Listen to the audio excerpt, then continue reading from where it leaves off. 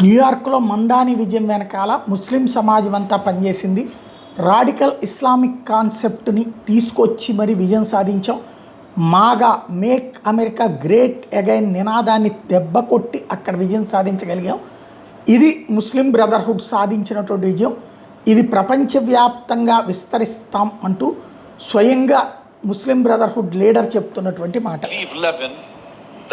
Within the Republican Party, we see the split, we see the fractures within what the MAGA movement.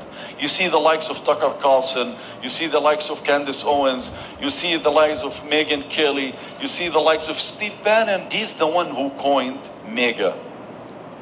Do you know what MAGA means? Do you know what MAGA? Do you know what MAGA?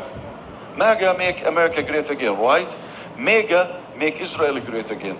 So he said, either you're MAGA or MEGA. Choose.